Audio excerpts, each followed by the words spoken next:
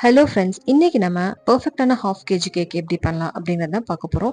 இதுக்கு என்னென்ன மெஷர்மெண்ட்ஸில் நம்ம ப்ரீமிக்ஸ் எடுக்கணும், க்ரீம் ஆட் பண்ணணும், க்ரஷ் எவ்வளோ சேர்க்கணும், ஆயில் எந்த அளவுக்கு ஆட் பண்ணணும், டின் சைஸ் என்ன, ப்ரைஸ் என்ன அப்படிங்கிறத டீட்டெயிலாக கொடுத்துருக்குறேன். ஸோ ஹோம் பேக்கர்ஸ்க்கு ரொம்பவே யூஸ்ஃபுல்லாக இருக்கும். இன் பிட்வீன் நிறைய டிப்ஸுமே நான் ஷேர் பண்ணியிருக்கிறேன். ஸோ ப்ளீஸ் வீடியோவை எண்ட் வரைக்கும் பாருங்கள், லைக் பண்ணி பாருங்கள், உங்கள் சப்போர்ட் எனக்கு கொடுங்க. சரி, இப்போ வாங்க நம்ம வீடியோக்குள்ளே போகலாம். இப்போ இந்த ஹாஃப் கேஜி மெஷர்மெண்ட்டுக்கு நான் 1.5 கப் அளவுக்கு நம்ம ப்ரீமிக்ஸ் எடுத்தால் போதும். நான் இன்னைக்கு 1.25 கப் எடுத்திருக்கிறேன். அதாவது கிராம் அளவில் பார்த்தீங்கன்னா நீங்கள் 180 கிராம்ஸ் எடுத்தாலே போதும். நான் கொஞ்சம் எக்ஸ்ட்ரா வேணும் அப்படின்றதுக்காக நான் கூட ஆட் பண்ணியிருக்கிறேன். இது வந்து ஹோம்மேட் ப்ரீமிக்ஸ் தான். இதோட வீடியோன்னு ஆல்ரெடி அப்லோட் பண்ணியிருக்கிறேன். So chocolate and vanilla premix ரெண்டுமே நான் ஷேர் பண்ணியிருக்கிறேன். விருப்பமாக இருந்தால் நீங்கள் செக் பண்ணி பாருங்கள். கடைகளிலுமே நமக்கு ப்ரீமிக்ஸ் கிடைக்குது. ஸோ வேணும்னா நீங்கள் அதை கூட நீங்கள் யூஸ் பண்ணிக்கலாம். இப்போ அதே கப்பில் நான் 1 கப் அளவுக்கு தண்ணி எடுத்திருந்தேன். இதில் வந்து நம்ம ஹாஃப் கப் அளவுக்கு தான் யூஸ் பண்ணியிருந்தோம். ஸோ இதோட எம்எல் அளவு பார்த்தீங்கன்னா 100 ml அளவுக்கு வரும். ஸோ மிக்ஸ் பண்ணிட்டு உங்களுக்கு கன்சிஸ்டன்சி செக் பண்ணிட்டு நீங்கள் தண்ணி ஆட் பண்ணிக்கலாம். பட் இதுக்கு வந்து 100 ml போதுமானதாக இருக்கும். இன்க்ரீடியன்ஸ் ஓட டீட்டெயில்ஸ் எல்லாமே நான் எண்டில் ஆட் பண்ணுறேன். நீங்கள் பார்த்தீங்கன்னா உங்களுக்கு கன்வீனியண்ட்டாக இருக்கும். ஸோ இன்றைக்கி நம்ம இந்த அளவுக்கு தண்ணி தான் யூஸ் பண்ணியிருக்கிறோம். ஒரு கப்பில் ஒரு ஹாஃப் கப் அளவுக்கு தான் தண்ணி ஆட் பண்ணியிருக்கிறோம். அடுத்தது எண்ணெய் பார்த்தீங்கன்னா 4 டேபிள் ஸ்பூன் அளவுக்கு நான் ஆட் பண்ணியிருக்கிறேன். அதாவது 45 to 50 ml அளவுக்கு வரும். ஸோ இதையுமே நம்ம ஆட் பண்ணி நல்லா மிக்ஸ் பண்ணிக்கலாம். நீங்கள் யூஸ் பண்ணுற ஆயில் பார்த்தீங்கன்னா தேங்காய் எண்ணெயோ இல்லை நல்லெண்ணெயோ இது எதுவுமே ஸ்மெல் இல்லாத எண்ணெயாக பார்த்து நீங்கள் ஆட் பண்ணிக்கோங்க. ரிஃபைன்டு ஆயிலாக பார்த்து நீங்கள் யூஸ் பண்ணிக்கலாம். இப்போ இதில் நான் கொஞ்சம் பைனாப்பிள் எசன்ஸ் அப்புறம் எல்லோ ஃபுட் கலரும் ஆட் பண்ணியிருந்தேன். சாரி, இந்த வீடியோ வந்து ஸ்கிப் ஆயிடுச்சு. இப்போ இது கூட நான் கொஞ்சம் வெனிலா எசன்ஸும் சேர்த்துக்கிறேன். நீங்கள் எந்த ரெசிபிக்கு நீங்கள் எந்த ஃப்ளேவர் ஆட் பண்ணுறீங்களோ அதோட எசன்ஸ் நீங்கள் சேர்த்துக்கலாம்.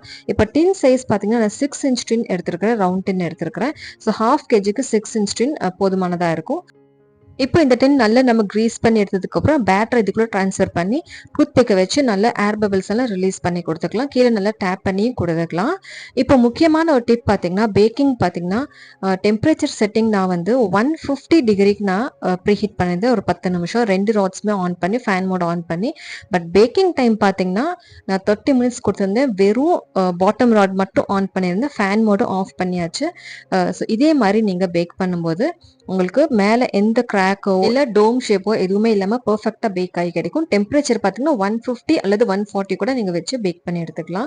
இப்போ இது வந்து நம்ம லேயர்ஸை கட் பண்ணி எடுத்துக்கலாம். இது வந்து அதுக்கு முன்னாடி நல்லா நம்ம ஆற வச்சதுக்கப்புறம் தான் நம்ம லேயர்ஸ் கட் பண்ணணும். நான் இன்னைக்கு த்ரெட்டை வச்சு நான் கட் பண்ணுறேன். ஏன்னா பர்ஃபெக்டாக நமக்கு லேயர்ஸ் கிடைக்கும். அதுக்காக லைட்டாக சைட்ஸ் வந்து ஒரு நைஃப் வச்சு நம்ம ஒரு இம்ப்ரெஷன் மாதிரி கொடுத்ததுக்கப்புறம் இதே மாதிரி த்ரெட்டை இன்சர்ட் பண்ணி கொடுத்துக்கலாம். ஸோ எண்டு வரைக்கும் வந்ததுக்கப்புறம் இது வந்து கிராஸ் பண்ணி நம்ம திரும்பவும் அதே சைடு நம்ம இழுத்துட்டு வரும்போது நல்ல ஒரு பெர்ஃபெக்டான லேயர் நமக்கு கிடைக்கும். ஸோ இது வந்து பிகினர்ஸ்க்கு ரொம்பவே ஹெல்ப்ஃபுல்லாக இருக்கும். அதுக்காக தான் நான் உங்களுக்கு கட் பண்ணி காட்டுறேன். இப்போ உங்களுக்கு அர்ஜென்ட் ஆர்டர் இருக்கும்போது உங்களுக்கு நல்லா கூல் டவுன் பண்ணுறதுக்கு டைம் இல்லை அப்படின்னா ஒரு பவுலில் வந்து நல்லா கோல்டு வாட்டரை ஃபில் பண்ணிவிட்டு அதுக்கு மேலே நம்ம ஓடிஜிலேருந்து எடுத்த டின்னை வந்து இதுக்கு மேலே பிளேஸ் பண்ணிட்டோன்னா நமக்கு சீக்கிரமே கூல் டவுன் ஆகி கிடைச்சிரும். ஸோ இதே மாதிரி டிப் நீங்களும் ஃபாலோ பண்ணுங்கள். ஸோ இதே மாதிரி நமக்கு ஈவனான லேயர்ஸ் எல்லாமே நமக்கு கிடைக்கும். ஸோ முடிஞ்ச அளவுக்கு கேக் சூடாக இருக்கும்போது லேயர்ஸ் கட் பண்ணாதீங்க, கொஞ்சமாக ஆறுனதுக்கப்புறம் கட் பண்ணுங்க. ஸோ இதே மாதிரி நம்ம 3 to 4 லேயர்ஸ் வரைக்கும் நான் எடுத்துக்கிட்டேன். இப்போ அடுத்தது நமக்கு தேவையான அளவுக்கு விப்பிங் க்ரீம் எடுத்துக்கலாம். இதுக்கு வந்து 1 கப் அளவுக்கு விப்பிங் க்ரீம் போதுமானது. அதாவது 220 கிராம்ஸ் அளவுக்கு விப்பிங் க்ரீம் வேணும் ஹாஃப் கேஜியோட மெஷர்மெண்ட்டுக்காக. நான் வந்து எக்ஸ்ட்ரா எடுத்துருக்கிறேன். ஏன்னா நான் கப் கேக்கும் எனக்கு பண்ணணும், அதுக்காக நான் சேர்த்துருக்கிறேன். ஸோ இதே மாதிரி நீங்கள் விப் பண்ணும்போது கொஞ்சமாக பைனாப்பிள் எசன்ஸ் அப்புறம் வெனிலா எசன்ஸ் சேர்த்து நீங்கள் பீட் பண்ணிங்கன்னா அதோட ஃப்ளேவருக்கு அது கரெக்டாக இருக்கும். ஸோ அதே மாதிரி நான் விப் பண்ணி எடுத்துக்கிறேன். பர்ஃபெக்டாக க்ரீம் எப்படி விப் பண்ணணும் அப்படிங்கிறது டீட்டெயில் வீடியோ நெக்ஸ்ட் வீடியோ நான் ஆட் பண்ணுறேன். இல்லைன்னா வீடியோ ரொம்பவே லென்தி ஆயிரும். ஸோ அது பார்த்தீங்கன்னா உங்களுக்கு க்ரீம் விப் பண்ணுறதுல எந்த ப்ராப்ளமே ஃபியூச்சரில் வரவே வராது. இப்போ ஒரு பவுலில் கோல்டு வாட்டர் ஆட் பண்ணி கொஞ்சமாக பைனாப்பிள் க்ரஷையும் ஆட் பண்ணிக்கிறேன். இது வந்து சுகர் சிரப் பதில் நம்ம இதை யூஸ் பண்ணோம்னா கேக் வந்து சூப்பரான டேஸ்ட்டில் இருக்கும். இப்போ ஒரு பவுலில் க்ரீம் கொஞ்சமாக ஸ்ப்ரெட் பண்ணிவிட்டு மேலே ஃபர்ஸ்ட் லேயர் வச்சு இதுக்கு மேலே கொஞ்சமாக நம்ம பைனாப்பிள் க்ரஷ் இருக்குல்லையா அதையுமே சேர்த்து நல்ல கோட்டிங் கொடுத்துக்கலாம். இது வந்து நல்ல ஸ்வீட்னஸ் கொடுக்கும், நல்ல ஸ்பஞ்சியாக அப்படியே மெயின்டைன் பண்ணும், ட்ரைனஸ் இல்லாமல். இப்போ இதுக்கு மேலே நம்ம விப் பண்ணி வச்சிருக்கிற விப்பிங் க்ரீம் வந்து ஒரு லேயர் கொடுத்துக்கலாம். கஸ்டமரோட டிமாண்ட் படி நீங்க க்ரீம் வந்து கம்மியாவோ இல்ல அதிகமாவோ நீங்க வச்சு நீங்க டெக்கரேட் பண்ணி குடுத்துக்கலாம். இப்போ ஒரு பேலட் நைஃப் வச்சு நல்லா நம்ம ஸ்ப்ரெட் பண்ணி குடுத்துக்கலாம் ஈவனா. இதே மாதிரி இப்போ இதுக்கு மேல கொஞ்சமா நான் பைனாப்பிள் கிரஷ் ஆட் பண்ணிக்க போறேன். இப்போ டோட்டலா நான் 4 லேயர்ஸ் எடுத்ததுனால நமக்கு வந்து அட்லீஸ்ட் ஒவ்வொரு லேயருக்கும் நம்ம 1 டேபிள் ஸ்பூன் அளவுக்கு நம்ம கிரஷ் வந்து ஆட் பண்ணா தான் டேஸ்ட் நல்லாயிருக்கும். ஸோ நீங்க 3 எடுத்தீங்கன்னா ஒரு 3 டேபிள் ஸ்பூன் அளவுக்கு நீங்க எடுத்துக்கோங்க. ஸோ இதே மாதிரி நான் 4 லேயர்ஸுமே கம்ப்ளீட் பண்ணிட்டேன்.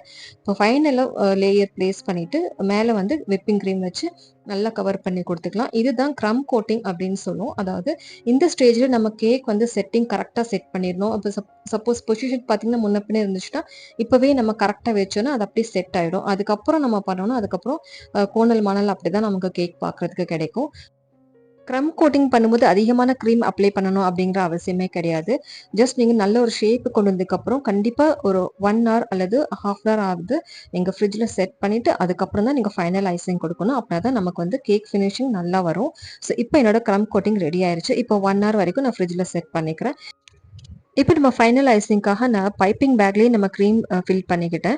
இதவே நல்ல cake full and full cover பண்ணி எடுத்துக்கலாம். இப்போ மெயினா பார்த்தீங்கன்னா, ஸ்க்ராப்பர் வச்சு நம்ம சைட்ஸ் எல்லாம் கிளீன் பண்ணும்போது பெர்ஃபெக்ட்டான ஒரு ஃபினிஷிங் கிடைக்கும். இப்போ நான் கேக்கையுமே இன்னொரு போர்டுக்கு நான் ஷிஃப்ட் பண்ணிட்டேன். ஸோ இதே மாரி ஸ்பேச்சுலாவ வச்சு நம்ம இப்படியே ஸ்பேட்ச் பண்ணும்போது க்ரீம்ஸ் எல்லாம் பார்த்தீங்கன்னா, சைட்ல வர ஆரம்பிச்சுரும். ஸோ இத வச்சு நம்ம சைடும் டெக்கரேட் பண்ணி குடுத்துக்கலாம். ஸோ இதுக்கு மெயின் பார்த்தீங்கன்னா, விப்பிங் கிரீம் பார்த்தீங்கன்னா, ரொம்பவே இம்பார்ட்டன்டான ரோல் ப்ளே பண்ணும். நீங்க பெர்ஃபெக்ட்டா கிரீம் விப் பண்ணீங்கன்னா, உங்களுக்கு மெல்ட்டே ஆகாது. ஸோ ப்ளீஸ் நெக்ஸ்ட் வீடியோ நான் அப்லோட் பண்றத மிஸ் பண்ணாம பாருங்க. இன்னொரு செகண்ட் பார்த்தீங்கன்னா, டர்ன் டேபிள் அப்படிங்கிறது ரொம்பவே முக்கியமான டிஃபரன்ஸ். ஸோ இதே மாரி ஃபைபர்ல இல்ல ஸ்டீல்ல கூட டர்ன் டேபிள் கிடைக்கும். ஸோ நீங்க அதுல வச்சு நீங்க ஐசிங் பண்ணும்போது பெர்ஃபெக்ட்டான ஃபினிஷிங் கிடைக்கும். இன்னொன்னு பிளாஸ்டிக்ல கூட கிடைக்குது. ஸோ ப்ளீஸ் அத பர்ச்சேஸ் பண்ணிறவே பண்ணிறாதீங்க. அது வேஸ்ட் ஆஃப் மனி தான். ஸோ இப்போ இதே மாரி ஸ்க்ராப்பர் வச்சு நம்ம சைட்ஸ் எல்லாம் கிளீன் பண்ணிக்கலாம். அதுக்கு முன்னாடி கொஞ்சமா கோல்டு வாட்டர்ல இந்த ஸ்க்ராப்பர டிப் பண்ணிட்டு நீங்க சைட்ஸ் எல்லாம் ஸ்க்ராப் பண்ணும்போது பெர்ஃபெக்ட்டான ஃபினிஷிங் கிடைக்கும். நீங்க பார்த்தீங்கனாலே உங்களுக்கு தெரியும் சைட்ஸ் நல்லா பெர்ஃபெக்ட்டா வந்திருக்கு. இப்போ இத வச்சே நம்ம அங்கங்க கிரம்ப்ஸ் தெரிஞ்சா நம்ம இத வச்சு நம்ம ஃபில் பண்ணிக்கலாம். ஸோ இது வந்து ரொம்ப முக்கியமான difference. First of all cold வாட்டர்ல நீங்க ஸ்க்ராப்பர நீங்க டிப் பண்ணிட்டு நீங்க அதே மாரி ஸ்பேட்சுலாவையும் நீங்க கொஞ்சமா கோல்ட் வாட்டர்ல டிப் பண்ணிட்டு நீங்க எடுக்கும்போது ஃபினிஷிங் வந்து பெர்ஃபெக்ட்டா இருக்கும். 2வது பார்த்தீங்கன்னா, டர்ன் டேபிள் ஒரு நல்ல டர்ன் டேபிள்ல இன்வெஸ்ட் பண்ணுங்க. இன்னொன்னு கிரீம் விப்பிங் வந்து ரொம்பவே முக்கியம். ஸோ இந்த பாயிண்ட்ஸ்லாம் நீங்க வச்சு நீங்க ஐசிங் பண்ணும்போது பெர்ஃபெக்ட்டான ஃபினிஷ் உங்களுக்கு கிடைக்கும். இதே மாரி இப்ப மேல பார்த்தீங்கன்னா, நான் ஸ்பேட்சுலாவ வச்சு எக்ஸஸ் இருக்கிற கிரீம் வந்து உள்ள கூடி நம்ம அப்படியே நம்ம இழுத்தோம்னா, இதே மாரி நமக்கு கிடைச்சிரும். ஸோ இதே மாரி தான் பெர்ஃபெக்ட்டா நம்ம கிரீம் வந்து ஃப்ராஸ்டிங் பண்ணணும். இப்போ சைட்ஸ்க்கு பார்த்தீங்கன்னா, ஒரு கோம் வச்சு நான் டிசைன் குடுத்துக்க போறேன். ஸோ இதே மாரி நெறைய மார்க்கெட்ஸ்ல வந்து அவைலபிளா கிடைக்கும். ஸோ இதே மாரி நான் டிசைன் குடுக்கும்போது நல்ல ப்ரொஃபஷனல் லுக்கா நல்லாருக்கும். ஸோ இது பண்ணதுக்கப்புறம் கீழ இருக்கிற கிரீம்ஸ் எல்லாம் ஸ்பேச்சுலாவ வச்சு நம்ம கிளீன் பண்ணிக்கலாம். இப்ப மேல இருக்கிற கிரீமையும் திரும்ப நம்ம ஸ்பேச்சுலாவ வச்சு நல்லா கிளீனா வந்து நம்ம பெர்ஃபெக்ட்டான ஷேப்க்கு நம்ம கொண்டு வந்துரலாம். இன்னொரு கீழ நீங்க ஸ்க்ராப்பரையும் வச்சுக்கிட்டு அப்படியே எக்ஸஸ் கிரீம் அதில அப்ளை பண்ணிட்டே போகும்போது சீக்கிரமா டெக்கரேஷன் ஒர்க்கு நம்ம கம்ப்ளீட் ஆயிடும். சப்போஸ் உங்களுக்கு அன்ஈவனா இருக்கிற மாரி இருந்துச்சுன்னா, நீங்க ஸ்பேச்சுலா பொறுத்தது கோல்ட் வாட்டர்ல டிப் பண்ணிட்டு அதுக்கப்புறம் நீங்க பண்ணும்போது கரெக்ட்டான ஒரு ஃபினிஷிங் நமக்கு கிடைக்கும். இன்னைக்கு டெக்கரேஷனுக்காக நான் 2டி நாசில் தான் எடுத்திருக்கிறேன். நான் பைப்பிங் பேக்ல பார்த்தீங்கன்னா, பர்பிள் கலர் ஒரு சைடும், ஒயிட் கலர் ஒரு சைடும், அதாவது டூயல் கலர் வரணும் அப்படிங்கிறதுக்காக நான் ஃபில் பண்ணி எடுத்திருக்கிறேன். ஸோ இத வந்து 2டி நாசில் உள்ள பைப்பிங் பேக்ல வச்சு இதே மாரி நம்ம பைப் பண்ணி எடுத்துக்கலாம். நான் இன்னைக்கு ஃப்ளோரல் டிசைன் மாரி அதாவது ஃபுல் அண்ட் ஃபுல் கவர் பண்ணாம, ஒரு சைடு மட்டும் கீழ இருந்து மேல வர்ற மாரி ஒரு டிசைன் மாரி நான் குடுத்துருக்கிறேன். டிசைன்ஸ் உங்க விருப்பம் தான். கலருமே உங்க சாய்ஸ் தான். இது பைனாப்பிள் ஃப்ளேவரா இருந்தாலும், நான் இதுக்கு பர்பிள் கலர் தான் குடுத்துருக்கிறேன். இதே இது உங்களுக்கு பட்டர்ஃப்ளைஸ் இருந்தாலும் கூட இதுக்கு மேல நீங்க பிளேஸ் பண்ணிக்கலாம். நான் ஜஸ்ட் ஒரு கோல்டன் கலர் ஸ்ப்ரிங்க்லர்ஸ் மட்டும் ஆட் பண்ணி நான் ஃபினிஷ் பண்ணிக்கிட்டேன். ஸோ இதே மாரி டெக்கரேஷன்ஸ் உங்களுக்கு வேணும் அப்படின்னு நீங்க நினைச்சீங்கன்னா, கண்டிப்பா வீடியோவ லைக் பண்ணி பாருங்க ஃப்ரெண்ட்ஸ். சப்ஸ்கிரைப் பண்ணி வச்சுக்கோங்க. நெறைய வீடியோஸ் நம்ம சேனல்ல வரும்.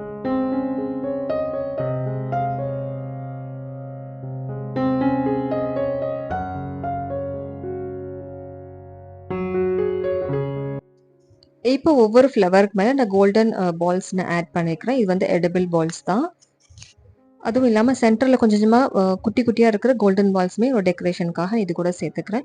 இதே மாரி தான் நம்ம 1/2 கேஜி கேக் வந்து கம்ப்ளீட் பண்ணி குடுத்துருந்தேன். ஸோ இந்த டிசைன் உங்களுக்கு பிடிச்சிருக்கா அப்படிங்கிறது கமெண்ட் பண்ணி எனக்கு சொல்லுங்க ஃப்ரெண்ட்ஸ். இப்போ நம்ம கேக் கம்ப்ளீட் ஆயிருச்சு. இது நம்ம பேக் பண்ணி குடுக்கணும். ஸோ இது பேக் பண்றதுக்கு முன்னாடி இதுக்கு மேல பார்த்தீங்கன்னா, ஹேப்பி பர்த்டே டாப்பரும் நான் பிளேஸ் பண்ணியிருந்தேன். ஸோ இது கேக்கோட டோட்டல் வெயிட் அப்படின்னு பார்த்தீங்கன்னா, 680 கிராம்ஸ் அளவுக்கு வந்தது. இதோட போர்ட் வெயிட்டும் பிளஸ் கேக்கோட பாக்ஸ் வெயிட்டுமே டிடெக்ட் பண்ணா ஆல்மோஸ்ட் 600 கிராம்ஸ் அளவுக்கு வரும். நான் சொன்ன மாதிரி ப்ரீமிக்ஸ் எக்ஸ்ட்ரா ஆட் பண்றதுனால எனக்கு கொஞ்சமா அதிகமா வந்திருக்கு. நீங்க வந்து 180 கிராம்ஸ் ப்ரீமிக்ஸ் ஆட் பண்ணும்போது பெர்ஃபெக்ட்டான ஹாஃப் கேஜி கேக் கிடைக்கும். இப்போ எனக்கு கஸ்டமர் கொடுத்த ரிவ்யூமே ஷேர் பண்ணியிருக்கிறேன். ரொம்பவே சந்தோஷமா இருந்தது அவங்க ரிவ்யூ பார்த்ததுமே. இப்போ இதுக்கான இன்கிரீடியன்ஸ்மே லிஸ்ட் பண்ணி கொடுத்துருக்கிறேன். இப்போ அடுத்தது காஸ்டிங் அண்ட் பிரைசிங் பார்க்கலாம். ஸோ இன்னைக்கு நம்ம பண்ணியிருக்கிற ஹாஃப் கேஜி மெஷர்மெண்ட்டுக்கு நம்ம யூஸ் பண்ணிருக்கிற இன்கிரீடியன்ஸ் எல்லாம் பார்த்தீங்கன்னா டோட்டல் காஸ்ட் ஆயிருக்கு 295 அளவுக்கு. இது கூடவே நான் லேபரும் ஓடிஜி சார்ஜஸ்மே ஆட் பண்ணியிருக்கிறேன். ஸோ இந்த டோட்டல் செல்லிங் ப்ரைஸ் பார்த்தீங்கன்னா நீங்கள் 400 to 500 பிட்வீன் நீங்கள் வந்து செல் பண்ணிக்கலாம். அதுக்கு முன்னாடி உங்களோட ஏரியாவில் ப்ரைஸ் செக் பண்ணிட்டு நீங்கள் வந்து சேல்ஸ் பண்ணிக்கலாம். ஐ ஹோப் இந்த வீடியோ உங்களுக்கு கொஞ்சமாவது யூஸ்ஃபுல்லாக இருந்திருக்கும் நம்புறேன் ஃப்ரெண்ட்ஸ். ப்ளீஸ் உங்கள் சப்போர்ட் எனக்கு கொடுங்க. லைக் பண்ணி பாருங்கள். சப்ஸ்கிரைப் பண்ணி வச்சுக்கோங்க. தேங்க்ஸ் ஃபார் வாட்சிங்.